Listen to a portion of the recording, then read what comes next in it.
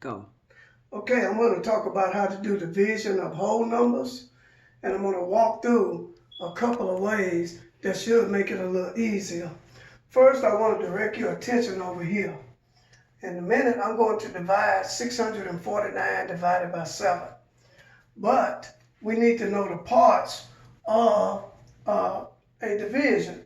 Number one, this is your divisor, this is your dividend, and this is your quotient, which is your answer. So in other words, let me use this in a sentence. This is like saying Mr. Roberts has 649 pieces of candy, and I want to divide it amongst 7 people. How much would each person get? That's using it in a sentence. One of the things that I use with my students, first of all, with division, it has steps. And the steps is divide, multiply, subtract, bring down, start over until all numbers are gone. The other thing is to remember is we do one number at a time. And sometimes you'll notice that you'll skip. For example, if we do one number at a time, we could say 7 or go into 6. And since it's smaller, we have a tendency, you'll learn that, to just go to the next number. For example, how I make it easier for my students is I say they should know multiplication at this point.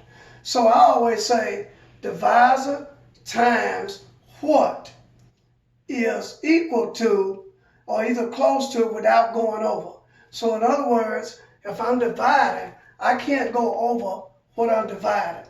So now I'm going to go through the steps and you'll see what I'm talking about over here. I'm going to divide 649 divided by 7. Since we do one number at a time, I say 7 times what equals 6. Well, there's nothing I can multiply 7 to get 6. So that number would be 0. That's the first step. It's the same as saying 7 divided, except most people have trouble. One of the things that I learned in 5th grade, even with my A students, division is the hardest skill for them to pick up for some reason. Now, once I say 0, I go to my next step, which is multiply. 7 times 0 is 0. Now I have to subtract, step 3. 6 minus 0 is 6. Then it says bring down the next number. You only bring down one number. You'll notice I brought down the 4. Now I'm getting ready to divide this number. So notice I said 7 times what is equal to 64 without going over. Your number when multiplied by 7 cannot be bigger or larger than 64. So if you know your multiplication, you know 7 times 9 is 63. So here I've divided, now I multiplied, now I subtract. 64 minus 63 is 1. Now I bring down 19. I go through the step again. 7 times what is equal to 19 without going over. 7 times 2 is 14. I subtract and I got 5.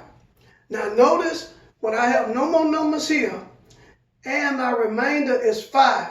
This number, when you subtract your last number, it should be smaller than your divisor.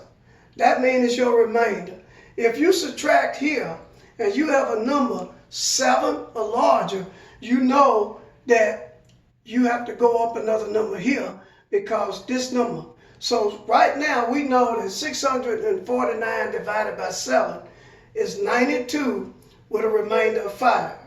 Now we don't want to stop there because now we want to check our work. How do you check multiplication and division? We use inverse. Inverse means we multiply the divisor times the quotient. And if you have a remainder, after you multiply, you add the remainder. So notice I multiplied. 7 times 2 is 14, carry 1. 7 times 9 is 63, plus 1 is 64. I had a remainder of 5, So I can't forget it. I had to add the remainder. The remainder is 5. Now I got 649.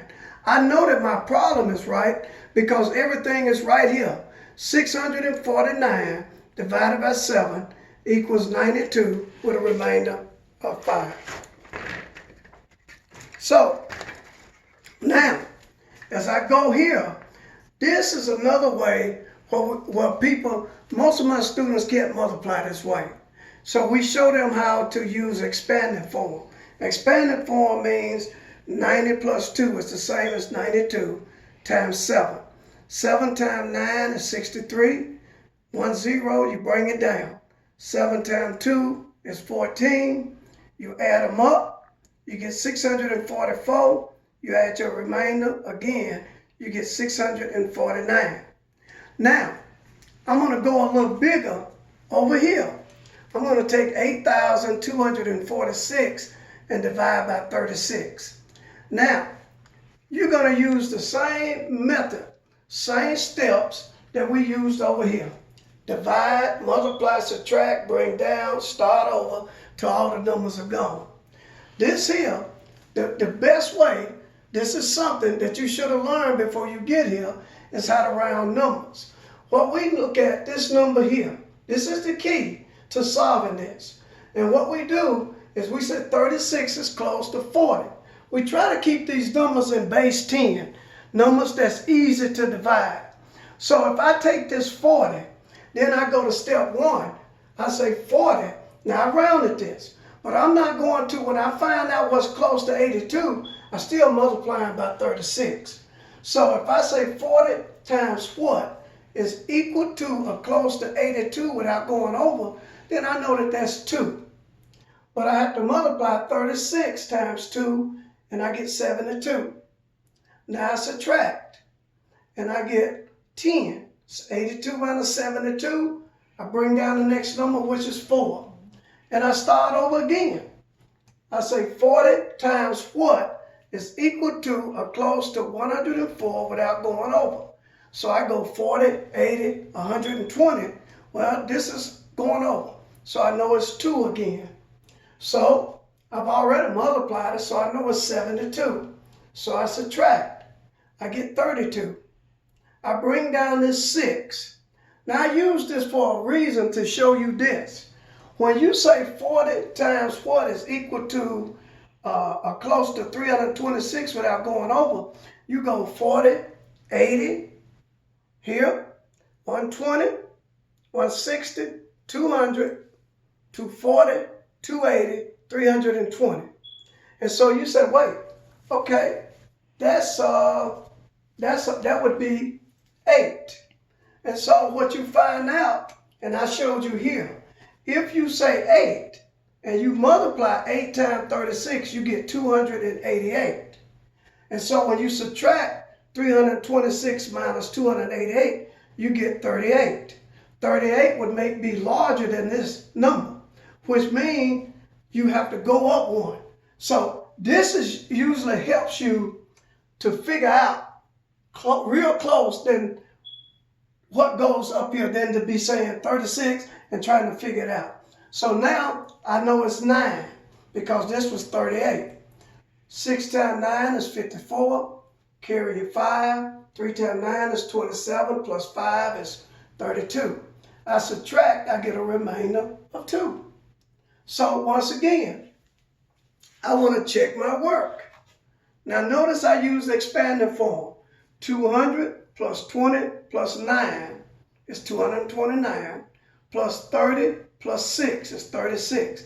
These numbers are easier because you're dealing in base 10. All you got to do here, if you don't know how to multiply, is say 3 times 2 is 6. Then count your zeros. 1, 2, 3. Put 3 zeros.